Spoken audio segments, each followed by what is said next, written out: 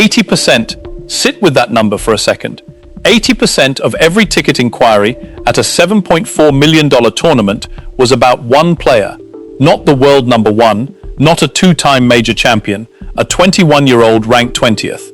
And then, in one night, she was gone, and the entire event went quiet. If that sounds impossible, stay with me, because what happened in Cincinnati is one of the strangest financial and emotional stories tennis has produced in years. The stadium didn't slowly empty, it collapsed. 1 second, thousands of Filipino fans, flags flying, chanting so loud the walls reportedly shook. The next, silence. Folded banners, empty rows, echoing footsteps on concrete. Alex Eala walked off that court and, according to fans inside the venue, took the entire soul of the Cincinnati Open with her. A player barely old enough to rent a car in some states had become the single most powerful drawing force at one of the biggest tournaments in North America. And the moment she was eliminated, organizers were reportedly left staring at empty seats, asking themselves one deeply uncomfortable question: what just happened to our tournament? To understand that silence, you first have to understand the noise that came before it. By midweek, the Lindner Family Tennis Center had essentially been rebuilt around one athlete. Philippine flags draped every railing in sight. The food court reportedly added adobo and pork lumpia to the menu specifically for her fan base. The merchandise tent sold out of flags by day 2. And every single night Eala stepped onto that court, the venue turned into something tennis almost never produces. Packed, loud, electric. One broadcaster on site put it bluntly, it felt less like a tennis match and more like a basketball game. Think about how unusual that comparison actually is. Tennis crowds are famous for hushed silence between points, for polite applause, for whispered commentary so nobody disturbs a serve. That is the culture of this sport, worldwide for decades. So when a veteran broadcaster compares the atmosphere to a basketball arena, that isn't a throwaway line. That's someone telling you, on the record, that something structurally different was unfolding in that building. And the numbers backed it up completely. Resale tickets were reportedly trading near $1,000, not for a final, not even for a semi-final. For a second round match, historically, one of the least valuable tickets at any tournament on the calendar. Tournament officials confirmed that 80% of all ticket inquiries that week centered on one specific question. When is Alex Eala playing? Not Sabalenka, not Swiatek, not golf, her. A player ranked 20th in the world, somehow outdrawing 4 Grand Slam champions combined. And this wasn't new. This was a pattern. In Washington, roughly 80% of ticket requests reportedly came from her fan base alone. In Toronto, organizers had to physically relocate her matches to center court because the grandstand couldn't contain the crowd. That stadium, which seats around 10,000 people, reportedly sold out every single night she played. Cincinnati had been warned this was coming, and it still wasn't ready. So picture the pressure quietly building underneath the entire event. Vendors adjusting menus around her schedule, security repositioning around her matches, broadcast partners reportedly rearranging coverage windows to prioritize her court. And then, on one late night in August, all of that got tested against the toughest possible opponent tennis could put in front of her. August 17th, 2026. Late night, Cincinnati, Ohio. Alex Eala versus Amanda Anisimova, world number 10, two-time Grand Slam finalist, former world number 3. 2 hours and 28 minutes. That's how long this match lasted. And nearly every minute of it was excruciating to watch, in the best possible way. The opening set was a battle of pure attrition. 67 minutes of grinding, pressure, and sheer stubborn willpower. One single game stretched 20 full minutes, 13 deuces, 8 break points for Anisimova. Eala saved every single one. She held her nerve like a player twice her age, fighting off chance after chance from a former world number 3 without cracking once. She broke serve in the 10th game and closed the set 6-4. The crowd erupted. Flags went up across the stadium. It felt for a moment like history was arriving early. The second set tightened immediately. Both players held serve through the first 6 games, trading blows like two fighters testing distance, neither willing to give an inch.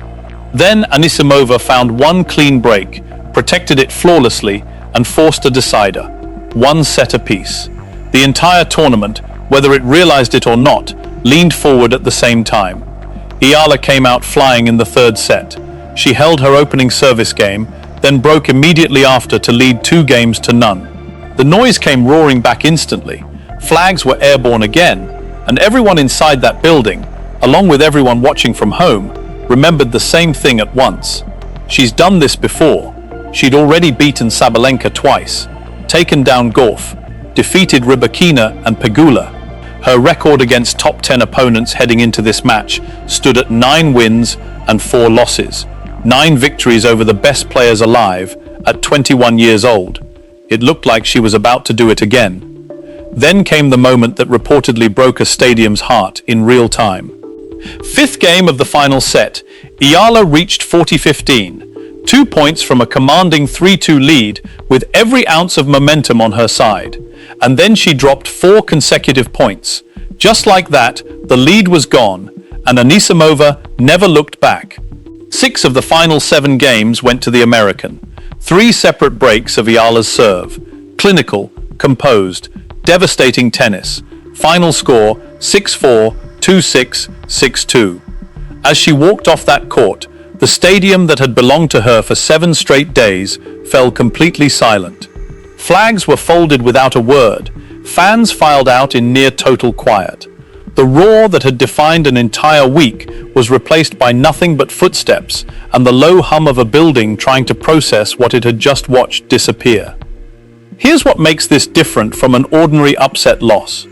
Nobody expected a 21-year-old ranked 20th to beat a 2-time Grand Slam finalist automatically. That outcome, on paper, was never shocking. What genuinely surprised people was how the building felt in the aftermath, like all the air had been pulled out of a room in a single motion.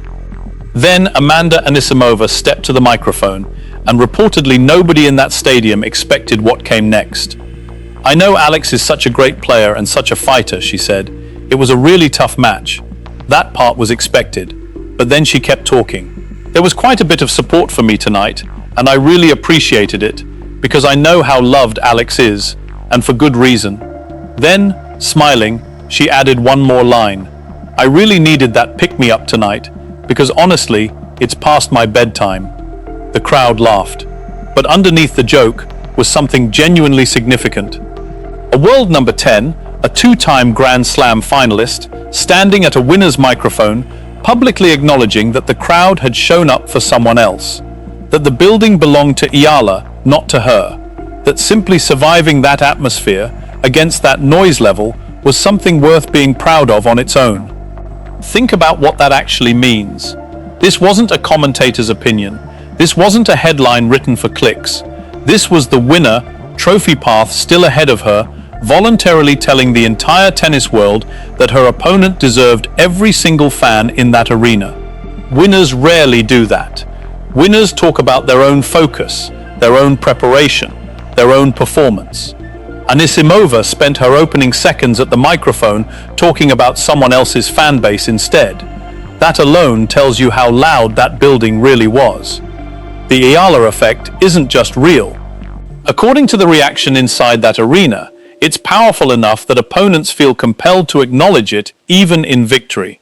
Now here's what happened the morning after, because the emotional story and the financial story are 2 very different things, and the financial one is brutal. Cincinnati still had 7 top 10 players remaining in the draw.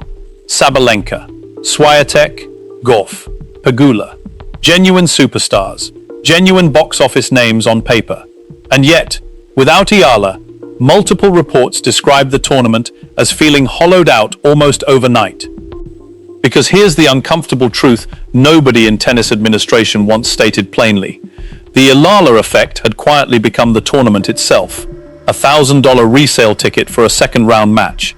80% of ticket demand tied to a single player's schedule. A food court that reportedly reworked its menu mid-tournament to serve her fan base.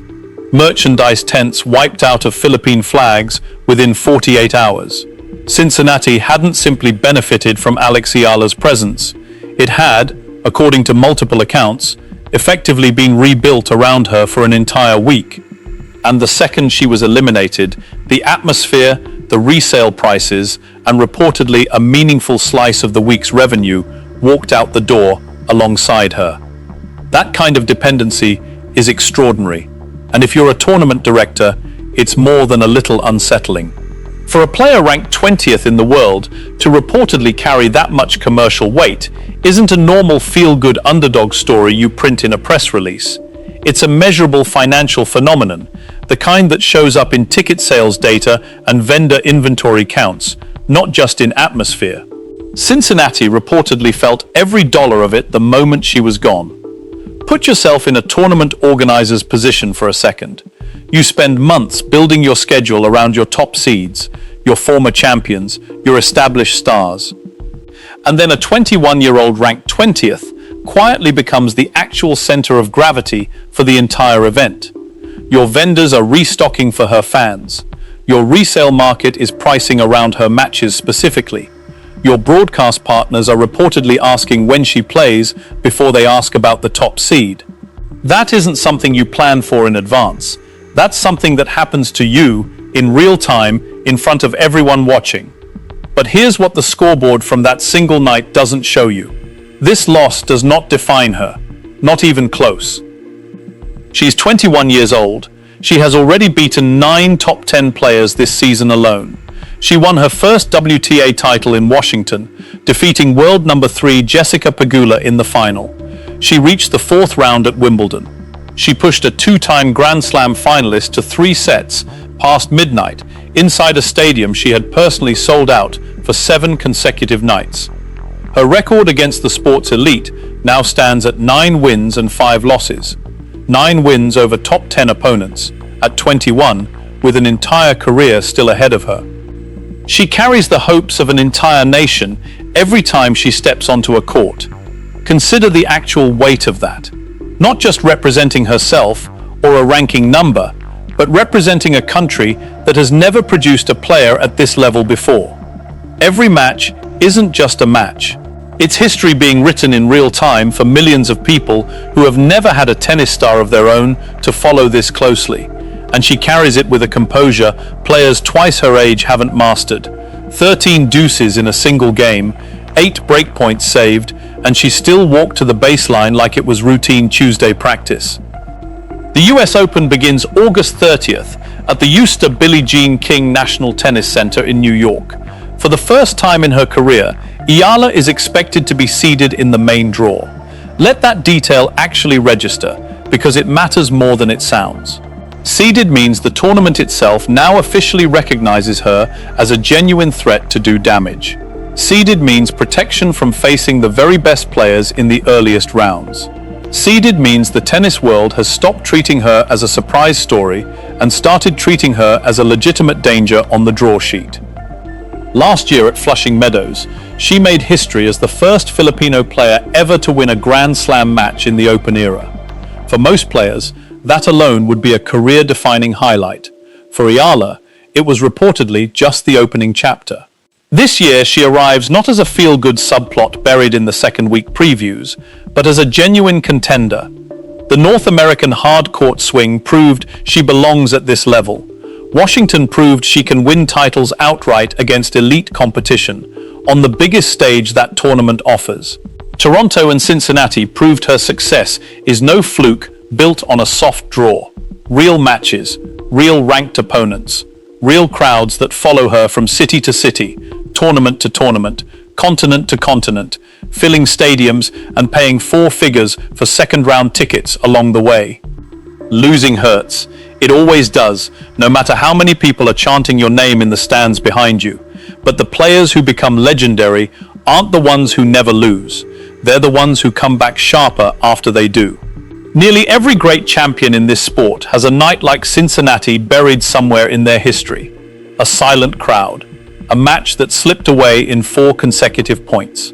The real difference between the players we remember forever and the players we forget by next season isn't whether that night happened to them. It's what they did with the very next one. The silence that settled over Cincinnati that night was real. The heartbreak was real. The empty seats, the quietly folded flags, the hollow feeling inside a stadium that had been deafening just hours earlier, all of it genuinely happened. Nobody is pretending that loss didn't sting. For her fans, for an entire nation that had reportedly been counting down the days to a deep run in that draw. But so is this. Alex Eala is just getting started. She's 21 years old. She's ranked in the top 20 in the world. She has 9 career wins over top 10 opponents and a fan base that will reportedly follow her to the ends of the earth, filling stadiums, buying out flag inventory, and paying $1,000 for a second-round ticket because they genuinely believe they're watching something historic unfold one match at a time. And in just 2 weeks, she walks into the biggest tennis tournament in the United States. Seeded, battle-tested, hungrier than ever, carrying an entire nation's expectations and a growing list of scalps taken from the very best players alive on tour today. Cincinnati went quiet. But New York is about to get very loud. If you're riding with Alex Eala through every chapter of this journey, hit subscribe right now. Drop a comment below. Do you think she goes deep at the US Open? How far can she actually go at Flushing Meadows this year? Let's talk about it.